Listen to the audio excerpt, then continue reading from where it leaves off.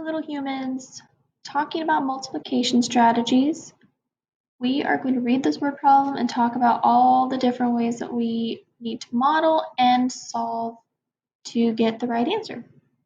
So Tony Stark has 12 jetpacks and each jetpack has 15 cans of fuel. How many cans of fuel does Tony Stark have in all? We have highlighted the important information. We know he has 12 jetpacks and he has 15 cans of fuel. So if we want to know how many cans of fuel he has in all, we need to figure out how many groups and how much is in each group in order to create our model and start to solve. So if we know that he has 12 jetpacks, that tells us that he has 12 groups. And inside each group, inside each jetpack, he has 15 cans of fuel.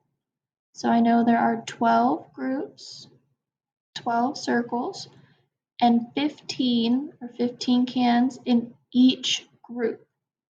Because this looks like equal groups repeatedly added together, we know that that is the same thing as multiplication, so we know we are solving 12 times 15. We could repeatedly just add these groups together and eventually we would find our answer. If we added 12 15s together, we would end up with 180.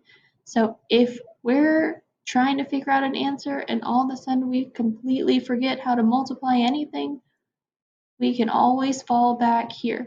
We can always add because multiplication is repeated addition. But if we know that we don't want to take that much time, we can always use standard algorithm or box method. When we use our standard algorithm, we start with our ones place. 5 times 2 is 10. We carry our 1. 5 times 1 is 5 plus 1 is 6. We cross out our 5. We bring down a 0. And then we have 1 times 2 is 2. 1 times 1 is 1.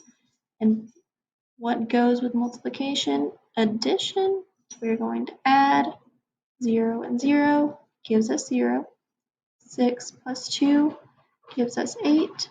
1 plus nothing gives us 1. If we don't feel comfortable with standard algorithm, we can try box method, or it's also called area model. Some of you might have heard it that way.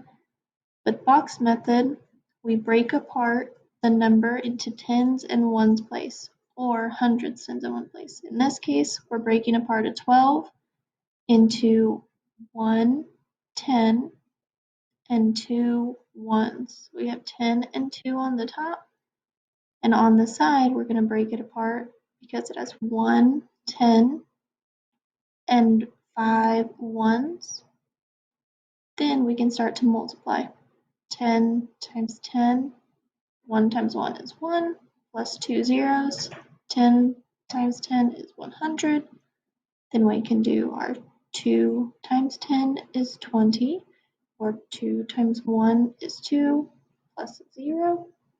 Then 10 times 5 is 50, and finally 5 times 2 is 10. When we're done, we add all of our numbers together. 100 plus 50 is 150, 20 plus 10 is 30, and 150 plus 30 is 180. We get the same answer no matter how we do this. Just make sure we are following all the steps as best we can.